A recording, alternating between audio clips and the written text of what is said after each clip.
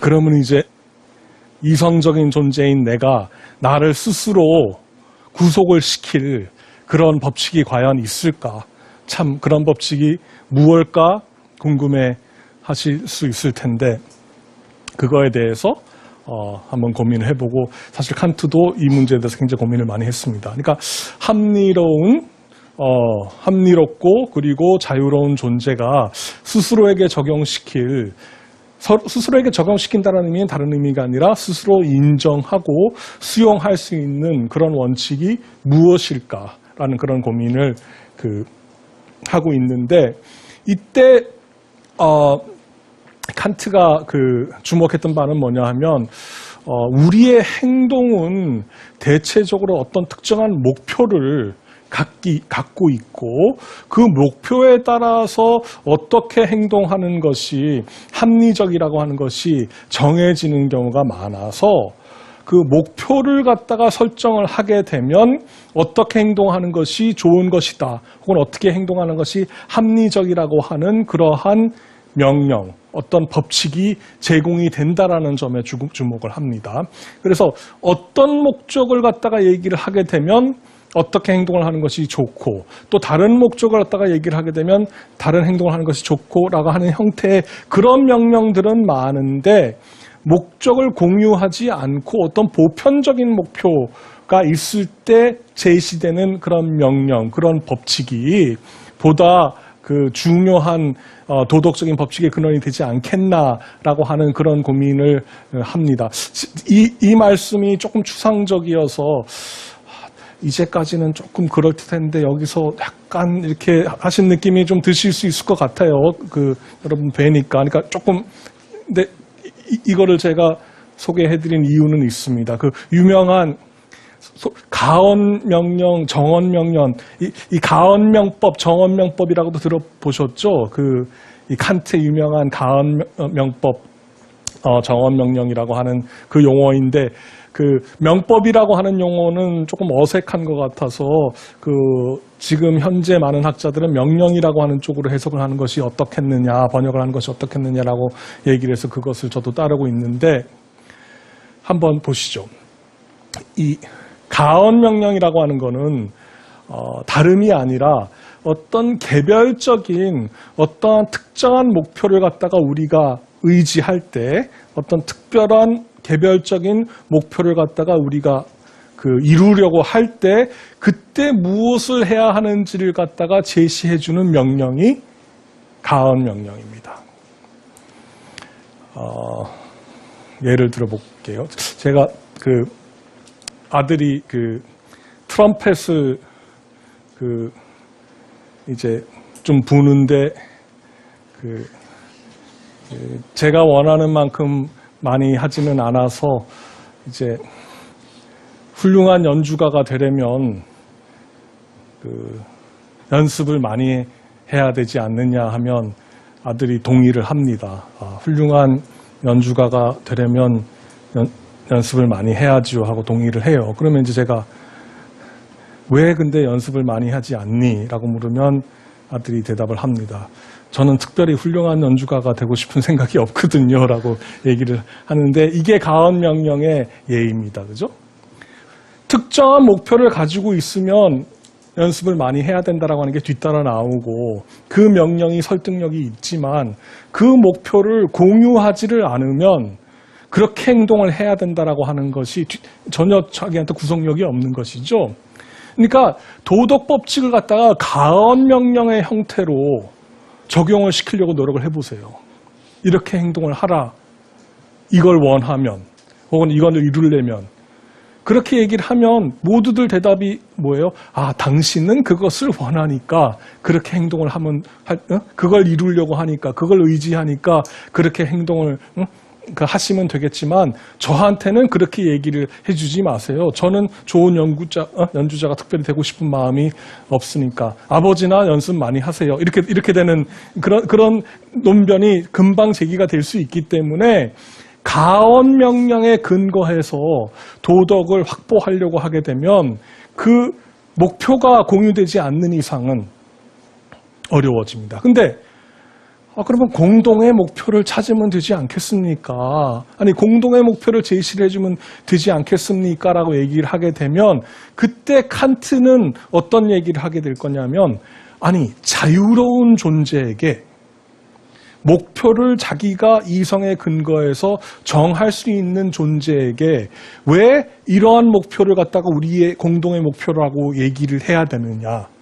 자유로운 존재는 어떻게 할 수 있다?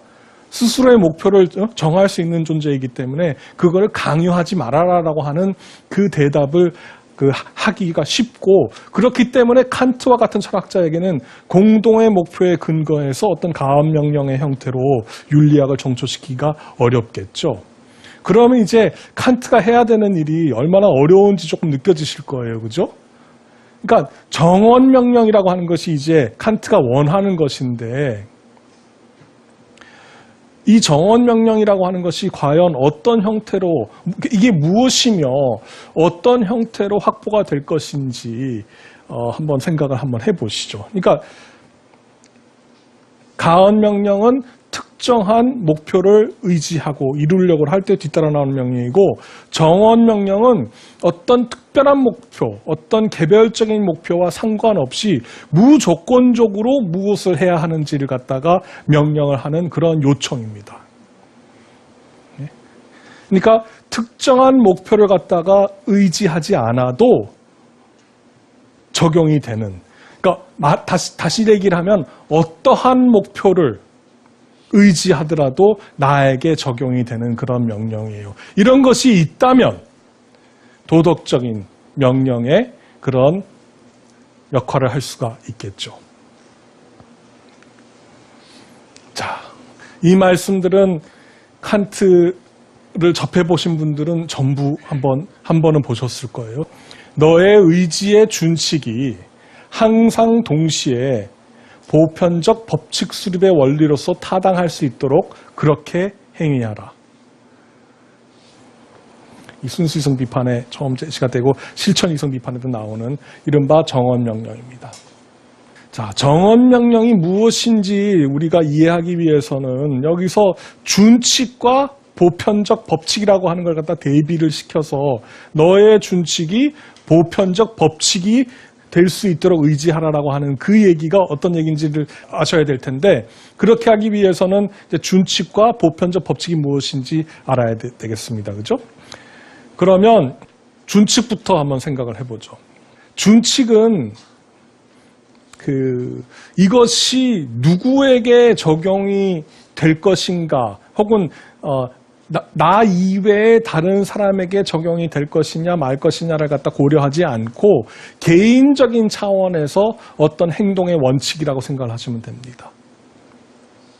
나 개인에게 적용이 되는 어떤 행동의 원칙이라고 생각을 하시면 되고, 보편적 법칙은 모두에게 적용이 되는 행동의 원칙이라고 생각을 해보시면 됩니다. 구별이 어떻게 되세요? 준칙은 어떤 것? 나에게만 해당이 되는 행동의 원칙이고, 보편적 법칙은 모두에게 적용이 되는 행동의 원칙이라고 생각해 보시면 돼요. 정언명령을 저희가 한번 이게 어떻게 적용이 되는지 한번 생각을 해 보시죠. 자, 제가 다음과 같은 준칙을 받아들이고 이런 준칙에 입각해서 제가 행동을 하려고 한다고 한번 가정을 해보세요. 이 준칙은 어떤 준칙이냐 하면, 내가 갚을 수 없더라도 필요하면 거짓 약속을 하겠다라고 하는 그런 준칙을 제가 제 행동에 어떤 개인적인 원칙으로 받아들인다고 생각을 해봅시다. 휴움 첫 강에서 제가 소개를 했던 가상의 후배 서근철 이 다시 등장을 해서, 서근철은 서양 근대 철학을 아주 좋아하는 후배입니다. 근데 서근철 씨가 다시 등장을 해서 이제 제가 서근철 씨를 만나서 돈을 조금 빌려달라고 얘기를 하는데, 제가 그 돈을 갚을 생각이 없음에도 불구하고 내가 일주일 후에 돈을 갚을게라고 거짓 약속을 하고 돈을 빌리는데, 뻔히 갚지 않을 것임을 내가 알고 그것을 빌린다는 겁니다. 자, 칸트가 정언명령을 뭐라고 그랬어요? 너의 의지의 준칙이 항상 보편적 법칙 수립의 원리로서 타당할 수 있도록 그렇게 행위하라라는 얘기는 뭐냐면 제 준칙이 뭡니까? 돈 필요할 때는 그냥 안 갚을 생각하고 빌린다라고 하는 그 준칙을 보편화를 시키라는 겁니다. 보편화를 시키는데 어떻게 보편화를 시켜요? 나의 준칙이 보편적인 법칙이 되도록 어떻게 하라는 거예요? 저보고 의지하라는 겁니다. 그렇죠? 그러니까 제가 그 의욕을 하는 거예요. 아, 나의 준칙, 어떤 준칙? 필요할 때는 그냥 거짓말을 하라라고 하는 이 준칙이, 나의 행동의 원칙이 보편적인 법칙이 되도록 내가 욕구하고 의지하라는 겁니다. 자, 그렇게 되면 어떻게 됩니까? 상상을 해보세요. 제 준칙이 보편적인 법칙이 되면 어떻게 됩니까? 모두가 알고 있는 준칙이겠죠? 모두가 어떻게 합니까? 아, 필요할 때는 갚을 생각이 없을 때도 불구하고 거짓말을 한다라고 하는 게 보편적인 법칙이에요. 그렇게 되면 제가 서건철한테, 후배한테 어이, 돈 좀 빌려줘 하면 서건철이 뭐라 그러겠어요? 갚을 생각이 없으면서 빌리려고 하는 그런 의도 아닙니까? 그게 보편적 법칙으로 저도 알고 있습니다. 이렇게 얘기를 할 겁니다. 그죠? 그러니까 제가 거짓말을 하려고 할 때 그 거짓말이 성공하기 위한 조건은 뭡니까? 다른 사람은 거짓말을 안 하고 다른 사람은 약속을 다 지키고 나만 약속을 안 지킬 때 나의 거짓말이 성립을 할 수가 있습니다. 그죠? 그러니까 모두가 약속을 지킨, 선배는 후배한테 약속을 지키고 후배는 선배한테 약속을 지키는, 그래서 서로 의지하는 그것이 정상인 상황에서만 무엇이 가능해지는 거예요? 거짓말이라고 하는 그 현상이 가능해지는 것인데, 내가 하는 그 행동의 밑바탕이 되는 그 준칙을 보편화시키게 되면 거짓말을 보편적인 상황으로 만들고 정상의 상황으로 만들면 거짓말이 기능을 할 수가 없다라는 얘기입니다. 그러니까 칸트가 무슨 얘기를 하냐면, 내가 나의 준칙을 이 경우에 거짓말에 의해서 보편화를 시키면 이것이 보편적인 법칙이 되라라고 하는 그 의지와 나의 거짓말이 성공하라라고 하는 그 의지하고가 충돌을 한다고 얘기를 합니다. 그죠? 그러니까 제가 처음에 이 준칙을 만든 이유는 뭐예요? 제가 필요할 때는 거짓말을 해라라고 하는 그 준칙을 세워서 행동을 하는 이유는 뭡니까? 제가 왜 이 준칙을 세워서 행동을 하죠? 그죠?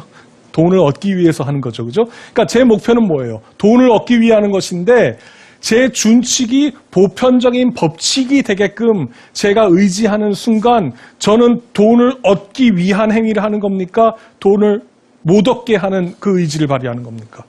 후자인 겁니다. 그래서 이 의지가 충돌을 한다라는 겁니다.